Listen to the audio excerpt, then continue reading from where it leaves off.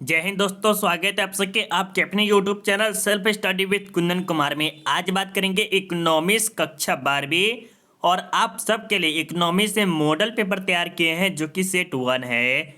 अगर आप 1 से लेकर 10 तक सेट देख लेते हैं तो आपको बोर्ड एग्जाम में 90 या 95% लाने से कोई भी नहीं रोक सकता है। तो आप इस वीडियो को शुरू से लेकर अंत तक देखिएगा और लास्ट में जरूर बताइएगा कि आपका कितना सही हुआ है। तो चलिए हम यहाँ से स्टार्ट करते हैं। और अभी तक चैनल को सब्सक्राइब नहीं किए, सब्सक्राइब कर लीजिएगा और बेल आइकन को ऑल जरूर कर लीजिएगा। टेलीग्राम ज्वाइन कर लीजिए जहां पर इन्फॉर्मेशन, पीडीएफ और आपको टेस्ट वहीं पर देने का मौका मिलेगा, जिसका लिंक भी आपको वीडियो के डिस्क्रिप्शन में डाल दिए हैं। वहां से आप जाके डायरेक्ट ज्वाइन कर सकते हैं। अगर आप आर्ट्स का पेड ग्रुप ज्वाइन करना चाहते हैं तो आप हमें इस नंबर पे कॉल कर सकते हैं, जहां पर आपको आर्ट्स का ऑल पीडीएफ नोट्स मिल जाएंगे। मात्र आपको कुछ थोड़ा सा चार्ज लगेगा, वो पे कर देंगे, उसके बाद आपको हम ग्रुप में ऐड कर देंगे। ठीक है, अब चलिए आपको क्या करना है, यहाँ पर प्रश्नों को अच्छे तरह से समझना है और आपको आंसर देना है ताकि आप बोर्ड एग्जाम में बहुत ही अच्छा नंबर ला सके। और आपको हम कराने वाले हैं 1 से लेकर 10 तक सेट, याद रखिएगा बहुत ही अच्छे तरह से। ठीक है, अब चलिए हम यहाँ से स्टार्ट करते हैं। और आपको क्या करना है, एक बार फटाकदार लाइक कर देना है। इससे हमें ये पता चला है कि हाँ आप वीडियो को मेरा देख रहे हैं और आपने अटेंड लगा दिया कि हाँ सर हम आपके वीडियो देख रहे हैं। तो प्लीज़ आप एक बार लाइक कर देंगे और अपने दोस्तों को एक बार जम के शेयर कर देंगे ताकि हमें और मोटिवेशन मिले कि हाँ और बच्चों के लिए वीडियो बनाया जाना चाहिए। ठीक है, तो चलिए अब हम यहाँ से 1 नंबर से स्टार्ट करते हैं। और 1 नंबर में क्या करा है कि निम्नलिखित में से कौन धन की विशेषता है। तो आपको ऑप्शन जो है यहाँ पर 4 है और चारों में से आपको राइट आंसर बताना है। तो यहाँ पर क्या करा, धन की विशेषता है। तो ये जो आपका जो राइट आंसर क्या होगा, विनिमय साध्यता, जो कि आपका सी बिल्कुल ही राइट आंसर है। ठीक है, अब चलिए आपके सामने सेकेंड और प्रश्न में देखते हैं। और यहाँ पे क्या करा है कि ऊंचा मूल्य, कोई वस्तु है और उसका जो मूल्य है ना वो बहुत ही ज़्यादा हो गया है, तो हम क्या कर सकते हैं, कम पूर्ति होगा या अधिक मांग होगा या समान पूर्ति होगा या कम मांग होगा। तो समझिए एक चीज़ हम समझाते हैं। कोई वस्तु जो है, कलम है, कलम में नहीं, मान लीजिए कोई चीज़ है, उसका दाम था 5 रुपया और उस मूल्य को बाजार देगा 15 रुपया। तो आप क्या करेंगे, उसका थोड़ा थोड़ा यूज करेंगे। क्यों? क्योंकि बहुत ही ज़्यादा महंगा हो गया, तो कम मांग होगा। राइट, आपका डी बिल्कुल ही राइट आंसर है। ठीक है, चलिए अब देखिएगा 3 नंबर प्रश्न में क्या करा है कि वस्तु की पूर्ति के निर्धारक तत्व कौन है। वस्तु के पूर्ति के निर्धारक तत्व कौन से हैं। वस्तु की औसत होना चाहिए, जो वस्तु है वो समान मात्रा में होना चाहिए, स्थापित वस्तु की कीमत होनी चाहिए, उत्पादक के साधनों की कीमत होनी चाहिए, इनमें से सभी। तो आपको 3 का जो राइट आंसर बताना है वो आपका बिल्कुल ही सही आ रहा है, लेकिन ऑप्शन नहीं बता रहे, तो इतना नहीं शर्माइए, कमेंट करने में फोकस कीजिए। और आपने जितने भी स्टूडेंट अगर डी लगाए हैं उन सबका बिल्कुल ही सही है। अगर आप लाइव क्लास ज्वाइन नहीं कर पाए तो आप क्या कीजिए, कमेंट बॉक्स में कमेंट करते हुए चलिए ताकि आपका प्रैक्टिस और हाई लेवल का हो जाए। ठीक है, चलिए। और हमें बहुत स्टूडेंट बोलते हैं कि सर आपका लाइव क्लास हम ज्वाइन नहीं कर पाते। तो आपको क्या करना है, कभी भी अगर आपको लाइव क्लास करना है तो यूट्यूब पे जाके सर्च करना है self study with Kundan Kumar economics live class, economics objective question, economics objective question. अगर आप इस प्रकार सर्च करेंगे तो आपको इकोनॉमिक्स का पूरा वीडियो आ जाएगा और वहाँ से आप देख के पूरा अच्छा खासा नंबर ला सकते हैं। अब यहाँ पर देखिएगा 4 नंबर में क्या करा है, ES बराबर 0 का अर्थ है पूर्ति की लोच।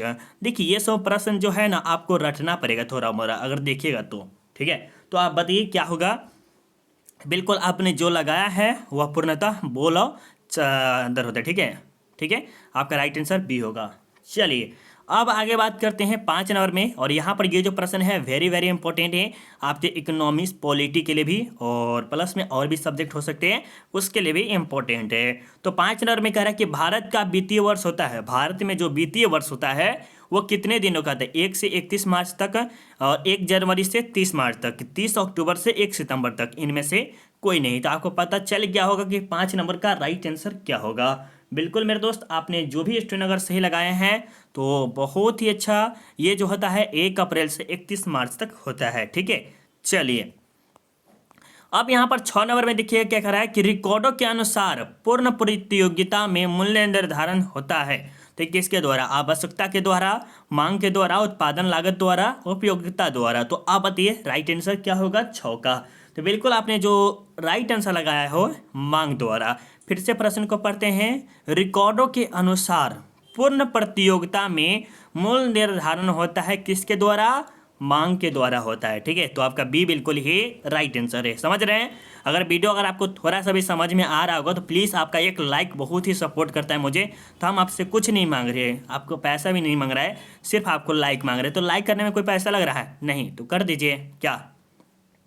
चलिए 7 नंबर में देखिएगा कि रोजगार, ब्याज और मुद्रा का सामान्य सिद्धांत नामक पुस्तक के लेखक कौन है? यहाँ पर प्रश्न को समझिएगा। रोजगार जो कि समझते हैं बिहार में, इंडिया में क्या हो रहा है। ठीक है, ब्याज पैसा के बारे में बोला जा रहा है, और मुद्रा ये भी पैसे के बारे में बोला जा रहा है। का सामान्य सिद्धांत, ये जो इतना का जो सिद्धांत दिए हैं ये किसी न किसी वैज्ञानिक कर सकते हैं, वो बोले हुए थे केन्स साहब या मार्शल या हिग्स या पिको। तो आपको पता होगा कि 7 का राइट आंसर क्या होगा। बिल्कुल, जितने स्टूडेंट अगर केन्स लगाए हैं वो आपका सही है। ये जो रोजगार, ब्याज, मुद्रा देख रहे हैं ये केन्स के द्वारा कहा गया है। ठीक है, यहाँ पर देखिएगा 8 नंबर प्रश्न में कि भारत का केंद्रीय बैंक है। भारत का केंद्रीय बैंक कौन सा है? Reserve bank, state bank, Janata bank of India या शेयर बाजार। तो आपको पता है कि जो भारत का केंद्रीय बैंक है वो है, आपको पता है तो कौन सा है बता दीजिए।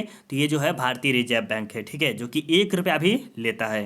ठीक है, 1 रुपया का भी खोज करता है। अब देखिए क्या कर रहा है, अस्फीतिक अंतराल माप है। अस्फीतिक अंतराल माप है जो है वो क्या है? अतिरेक मांग की ए होगा। ठीक है, ए आपका राइट आंसर होगा। चलिए 10 नंबर में देखिएगा क्या कह रहे हैं, किसने कहा मुद्रा वही धुरी है जिसके चारों ओर समस्त अर्थ विज्ञान चक्कर काटता है। समझिएगा प्रश्न को क्या कह रहा है कि कोई वैज्ञानिक है, कहा था कि मुद्रा जो पैसा होता है वह धुरी है जिसके चारों ओर, ये जैसे मान लीजिए पैसा है और इसके चारों ओर क्या करते हैं, समस्त अर्थ विज्ञान चक्कर काटता है। ये जो मान लीजिए ये आदमी है, ये आदमी है, ये आदमी, ये आदमी, ये आदमी है, ये सब क्या करता है, पैसा का चारों ओर क्या करते हैं, चक्कर काटते हैं। तो ये किसके द्वारा बोला गया? एडम स्मिथ के द्वारा, पिंकू के द्वारा, मिल के द्वारा या मार्शल के द्वारा। तो आप बताइए 10 नंबर का राइट आंसर क्या होगा? बहुत अच्छे, गजब आपने लगाए हैं मार्शल साहब। ठीक है, डी वाले का बिल्कुल ही राइट आंसर है। अब देखिएगा 11 नंबर में कि भुगतान शेष की संरचना में कौन सा खाता शामिल होता है? भुगतान शेष की संरचना में कौन सा खाता शामिल होता है? चालू खाता, पूंजी खाता, एबी या बचत खाता। तो आपको पता है कौन सा खाता चालू होता है?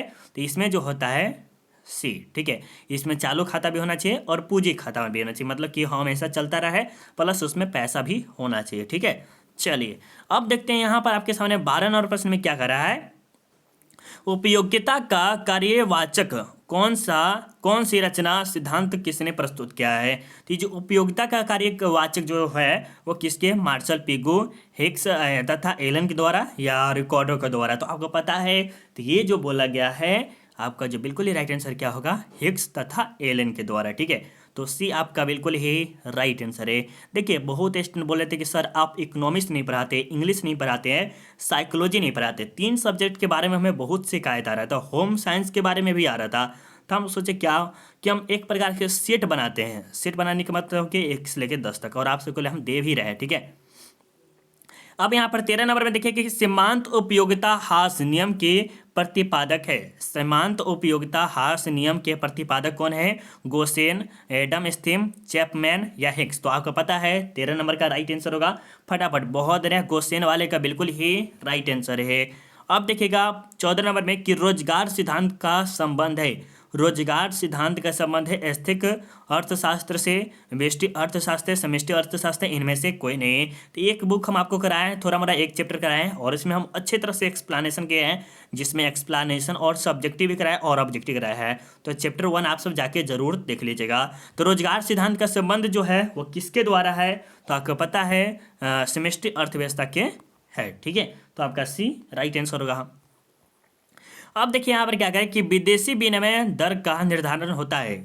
विदेशी मतलब कि बाहर के जो पैसा हो, सब कुछ भी हो गया, सामान वामान का जो विनिमय होता है वो किसके द्वारा होता है? सरकार के द्वारा या मोल जोल के द्वारा, विश्व बैंक के द्वारा या मांग एवं पूर्ति के द्वारा। तो देखिए विदेश से कोई भी सामान मंगाया जाता है और लिया जाता है, तो ये किसके द्वारा होता है? मांग और पूर्ति के द्वारा। अगर हम मान लीजिए यहाँ पर चावल है और वहाँ पर चावल नहीं है, तो यहाँ पर दाल है, ठीक है, तो यहाँ से दाल जाएगा यहाँ पर और यहाँ से चावल यहाँ पर आएगा, तो यही क्या कहलाता है? मांग एवं पूर्ति। किसके द्वारा? ये विदेशी के द्वारा होता है। विदेश का जैसे मतलब भारत और पाकिस्तान, भारत और अमेरिका, भारत और चीन, भारत और भूटान, इस प्रकार होता है। ठीक है, तो ये भी प्रश्न आपको अच्छे से समझ में आ गया होगा। ठीक है, चलिए अब देखते हैं 16 नंबर में कि किस देश में औद्योगिक क्रांति का सूत्रपात हुआ था। तो आपको पता है कि औद्योगिक क्रांति का सूत्रपात हुआ था, वो जो देश है आपको पता है कौन सा है, इंग्लैंड है। ठीक है, तो सी आपका राइट आंसर होगा। अब चलिए यहाँ पर क्या कह रहे हैं कि कौन सी पुस्तक में सन 1976 में प्रकाशित हुई, कौन सी ऐसी पुस्तक है जो कि 1976 में प्रकाशित हुई। तो आपको पता है कि कौन सी पुस्तक है, बता दीजिए। 1776, 1976 नहीं, सॉरी बोलने के लिए मिस्टेक हो गया। आपका जो राइट आंसर 1776 है, तो ये बता दीजिए। तो ये जो आपका बुक है कौन सा है, बोल दीजिए। बहुत बढ़िया, ये जो वेल्थ एंड नेशंस जो है आपका बिल्कुल ही राइट आंसर है। ठीक है, अब यहाँ पर देखिएगा उत्पत्ति हास नियम लागू होने का मुख्य कारण कौन सा है। उत्पत्ति हास नियम लागू होने का मुख्य कारण कौन सा है, साधनों की सीमता, साधनों का अपूर्ण स्थापन होना, ए और बी, इनमें से कोई नहीं। तो आप बता दीजिए 18 नंबर का राइट आंसर क्या होगा। तो बिल्कुल आपका जो राइट आंसर होगा क्या होगा, सी होगा, मतलब कि बी, ए और बी वो आपका राइट आंसर होगा। ठीक है, चलिए 19 नंबर में देखते हैं M P C plus M P S बराबर क्या होता है। अनंत होता है, 2 होता है, 1 होता है, 0.1 होता है। तो आप बता दीजिए इसका राइट आंसर क्या 19 का। तो इसका जो होता है 1 होता है, तो इसमें आपको अपना दिमाग लगा लेना है इसमें। ठीक है, अब देखिए यहाँ पर क्या करें 20 नंबर प्रश्न में। अब चलिए यहाँ पर देखिएगा आपके सामने जो है 20 नंबर प्रश्न में क्या करा है, केंसियन विचारधारा के अंतर्गत आय के संतुलन का निर्धारक निम्न में से कौन है। तो आपको पता है सामूहिक मांग ए और सामूहिक पूर्ति एस, सी एस बराबर सी प्लस 1, या इनमें से कोई नहीं। तो 20 का राइट आंसर बता दीजिए फटाफट। अगर आप सबको कमेंट करना है तो कमेंट करते हुए चलिए। तो आपका जो राइट आंसर क्या होगा, इसमें से कोई नहीं है, डी आपका बिल्कुल ही राइट आंसर है। अब यहाँ पर देखिएगा 21 नंबर प्रश्न में कि राष्ट्रीय आय लेखांकन का पिता किसे कहा जाता है। ये जो राष्ट्रीय आय है उसके पिता कौन है। तो आपको बताइए फटाफट कौन सा होगा, William Petty, Gregory King, Simon Kuznets, इनमें से कोई नहीं। तो आप बताइए 21 का राइट है। देखिए इतना आपको कमेंट करना है कि आपको लगे कि हाँ हम परीक्षा दे रहे हैं, इस प्रकार आपको कमेंट करना है।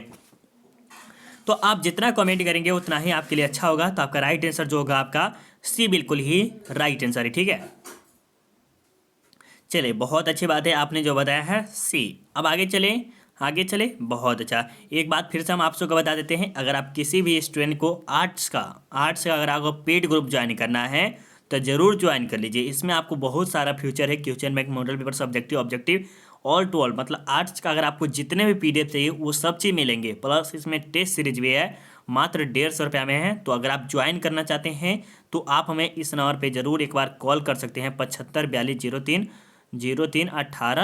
इस नंबर पे कॉल या मैसेज करके आप ज्वाइन कर सकते हैं अच्छी तरह से। ठीक है, चलिए अब यहाँ पर देखिएगा 22 नंबर में INO ने स्टैंडर्ड नेशनल अकाउंट्स को कब विकसित किया था। ये जो आपका फुल फॉर्म बताया गया है, तो फटाफट बता दीजिए क्या राइट आंसर होगा।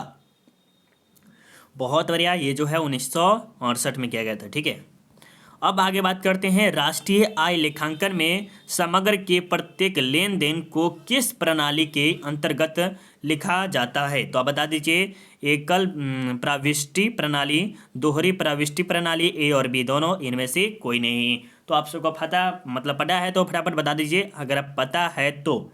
चलिए बहुत अच्छी बात है, आप सबका जो राइट आंसर क्या आ रहा है, दोहरी प्रविष्टि प्रणाली, जो कि बी आपका बिल्कुल ही राइट आंसर है। ठीक है, अब चलिए बात करते हैं 24 नंबर प्रश्न में कि मार्शल का उपयोगिता विश्लेषण किससे संबंधित है। मार्शल का उपयोगिता विश्लेषण किससे संबंधित है, हिग्स के द्वारा, पिगो के द्वारा, या मार्शल के द्वारा, सैमुएल्सन के द्वारा। आप फटाफट बता दीजिए 25 का राइट आंसर क्या होगा।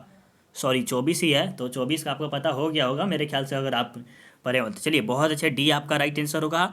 अब देखिए आपके सामने 25 नंबर प्रश्न में क्या कह रहा है कि भारत में कौन सा बैंक साख सृजन करता है। रिजर्व बैंक ऑफ इंडिया, व्यावसायिक में IDBI, नवाडा। तो आपको पता है 25 नंबर का, फटाफट बता दीजिएगा राइट आंसर क्या होगा।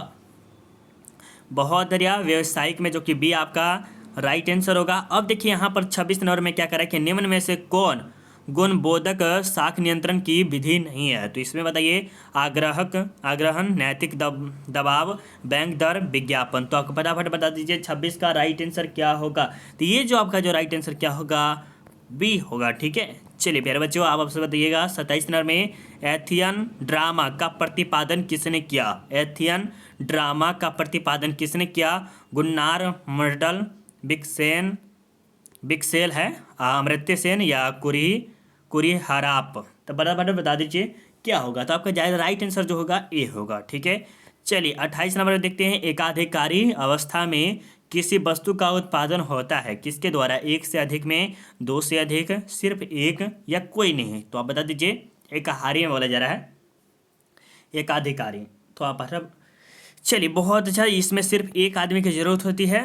अब देखिए 29 नंबर में देखते हैं। उपभोक्ता की बचत के सिद्धांत का प्रतिपादन किसने किया था। मार्शल डू पोंट, हिक्स या सिम ऑलसन। तो इसमें है सेम्यू ऑलसन। ठीक है, तो थोड़ा सा नाम भी एकदम ऐसा नाम रखता है गजब है यार। चलिए डी आपका राइट आंसर होगा। अब देखिए 30 नंबर प्रश्न, लास्ट प्रश्न है कि अधिकतम सामाजिक कल्याण की प्राप्ति कब होती है। जब सीमांत त्याग सीमांत लाभ, मतलब सीमांत त्याग करेंगे तो लाभ होगा। सीमांत त्याग सीमांत लाभ बराबर बराबर है सीमांत त्याग सीमांत लाभ, या इनमें से कोई नहीं। 30 नंबर का जो राइट आंसर आपका होगा ए होगा। ठीक है, अब चलिए अगर आपको सेट 1 जो है अच्छा लगा होगा तो आप ज़रूर हमें सेट 2 कहेंगे लाने के लिए।